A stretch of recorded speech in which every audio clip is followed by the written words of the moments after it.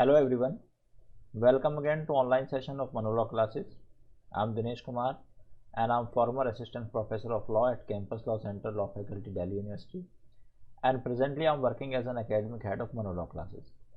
So my dear students, in today's session I will discuss with you one of the most landmark judgment of Honorable Supreme Court in the case of G Telefilms Limited and Others versus Union of India and others. This judgment was pronounced by Honorable Court on 2nd February 2005. But before moving to the judgment part, there is an important announcement for all of you. Admissions are open at Manolaw classes for upcoming batch of 2022 and 2023. All of you may get yourself enrolled with us for getting the best result. And for more information, you can dial the given number on screen, that is 9971444054. So dear students, the date of CLAT examination 2022 is May 8th and the date of CLAT examination 2023 is 18 December 2022. So prepare yourself accordingly. Now we come to the constitutional provisions regarding this judgment. There are two articles which are very important from today's judgment point of view, and one is Article 12 and other is Article 32. So basically Article 12 defines the term state, and as you are aware that Part 3rd of Constitution of India containing Article 12 to 35 provides for 6 kinds of fundamental rights, and all these fundamental rights have been given to us against the state. So the first article of Part 3rd, that is Article 12, it defines the term state. So it becomes very essential for all of us to know the definition of term state. That is the reason Article 12 of the Constitution of India defines the term state. And Article 32 provides for the constitutional remedies, means if any of the fundamental right of any person or any citizen of India is violated, then such person can directly approach to Honorable Supreme Court under Article 32 of Constitution of India. As far as the facts of this today's case are concerned, in this case the petitioner G Telefilm. The petitioner G Telefilm was denied permission by the DD News channel of the government to live telecast of Lux G Sign Award 1999. So basically the G Telefilm was denied the permission to live telecast of one of its program, that is Lux G Sign Award 1999.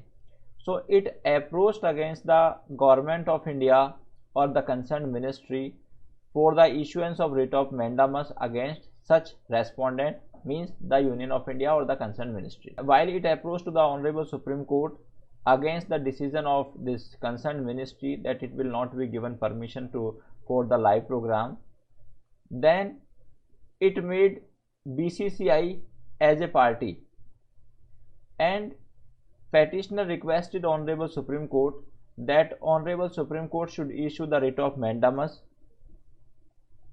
or any other writ which Honorable Supreme Court deems appropriate against the respondent, and the petitioner should be given the permission to live telecast its program.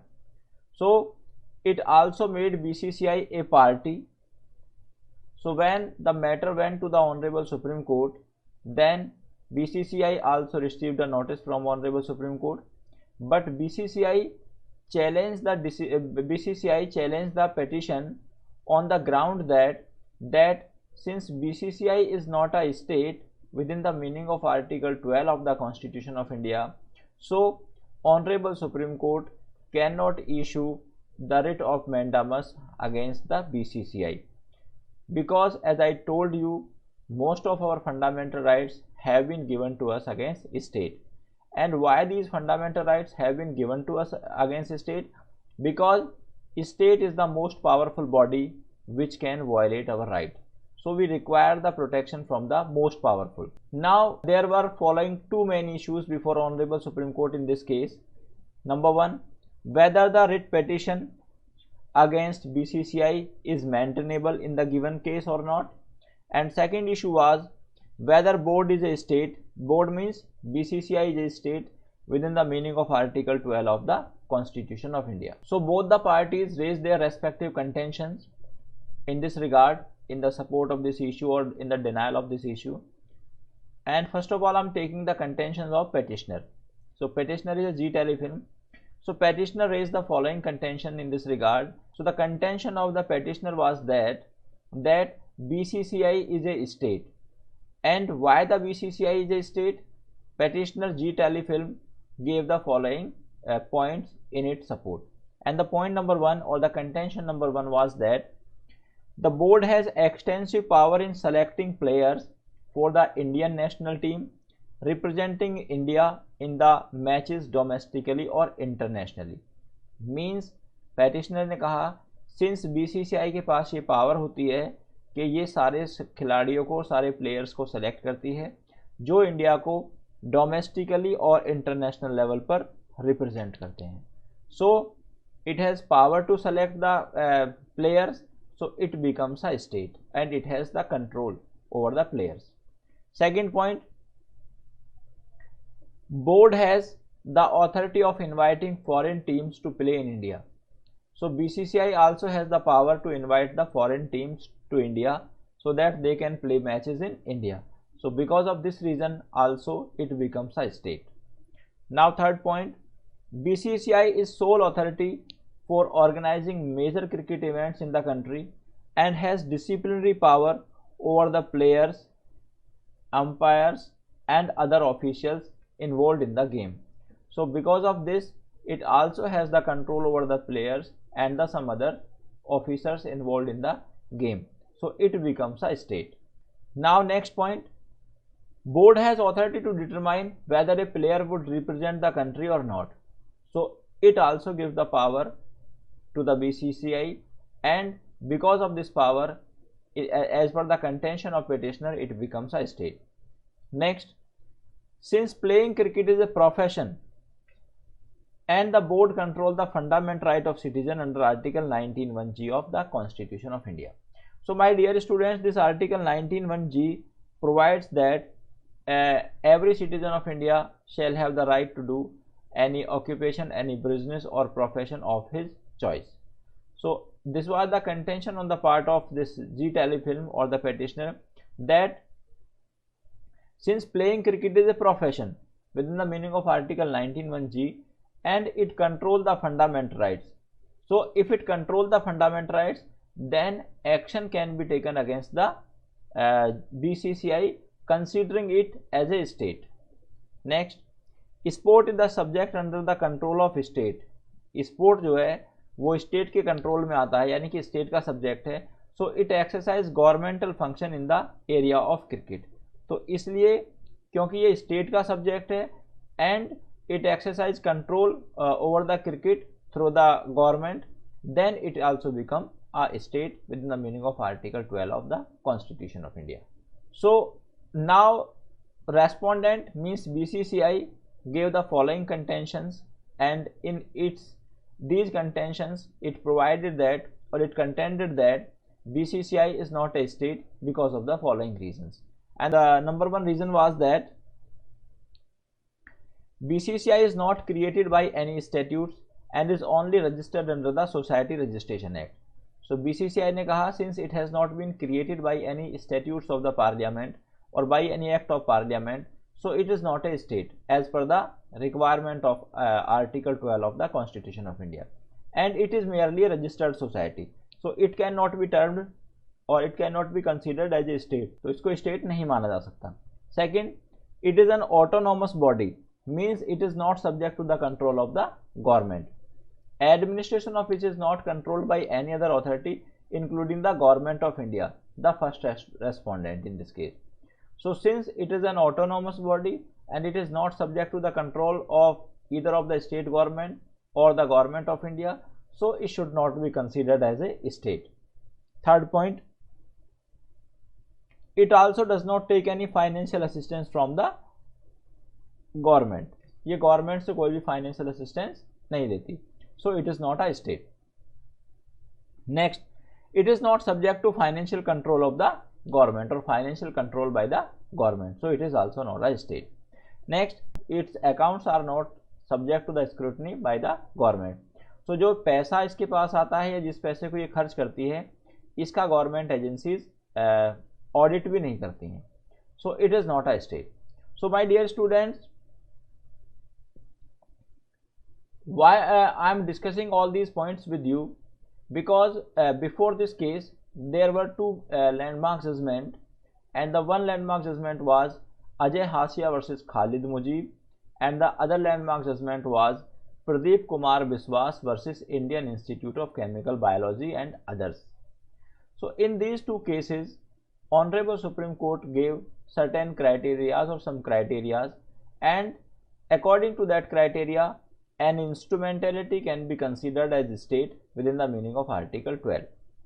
Since Ajay Hasia Khalid Mujib is the case of 1987 and Pradeep Kumar Biswas is the case of 2002, and this BCCI case or G Telefilm case is the case of 2005. So before this decision there were two landmark judgments on this point, and in these two landmark judgments Honorable Supreme Court gave certain criteria or certain points on the basis of which it can be determined that whether an instrumentality is a state within the meaning of Article 12 or not. So first point क्या था कि if any instrumentality take financial help from the government, अगर वो financial help government से लेती है तो then it will be a state. So BCCI does not take any financial help from the government. Second, if it perform the function like government, अगर वो government की तरह function करती है. So BCCI also does not perform like the function of government, because playing cricket is not the function of the government. तो ये इस बात आधार पर भी वो नहीं मानी जानी चाहिए. थर्ड पॉइंट क्या था? Third point was that it is subject to the, it should be subject to the deep and pervasive control of the government. So government का उस particular agency पर अगर deep and pervasive control है, then it would be considered as a state. If the government does not have the deep and pervasive control over the particular instrumentality, then it will also not be considered as a state. So the next contention on the part of BCCI was that it enjoy a monopoly status, and the same is not conferred on board by any statutes or by the order of the government.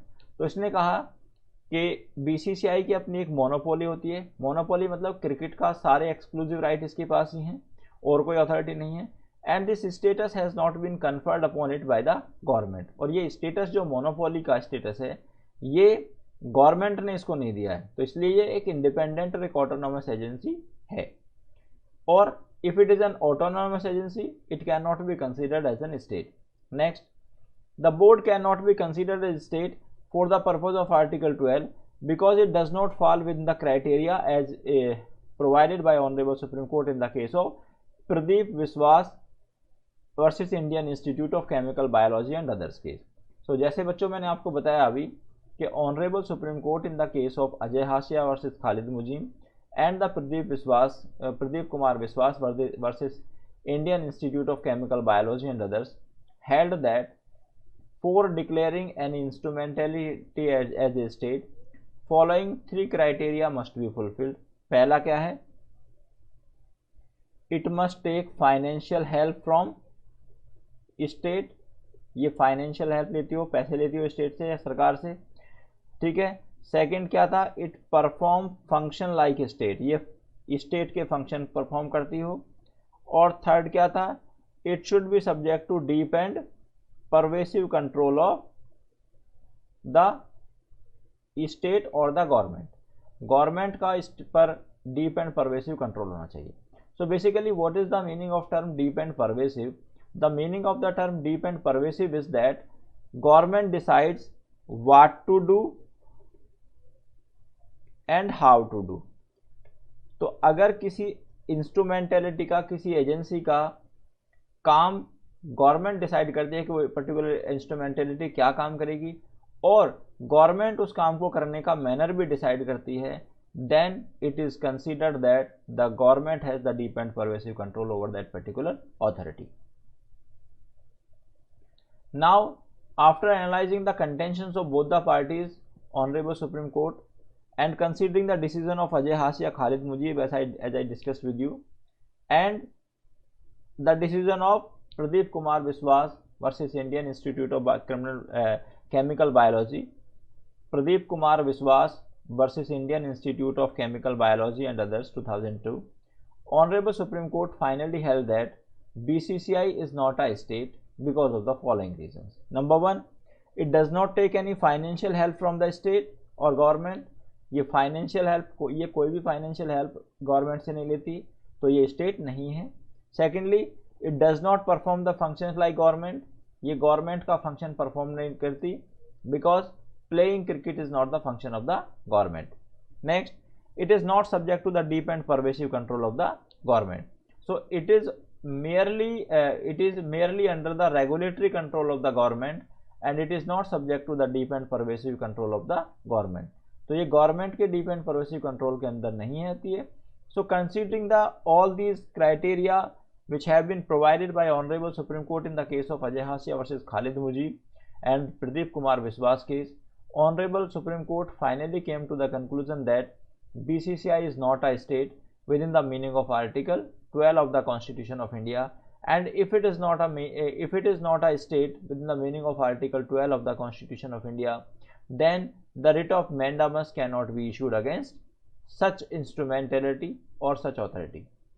So finally, Honorable Supreme Court in this case held that BCCI is not a state, rather it is an autonomous body. So my dear students, that's all for today. I will come again with the next landmark judgment. Till then, please take care of yourself. Thank you very much. Goodbye.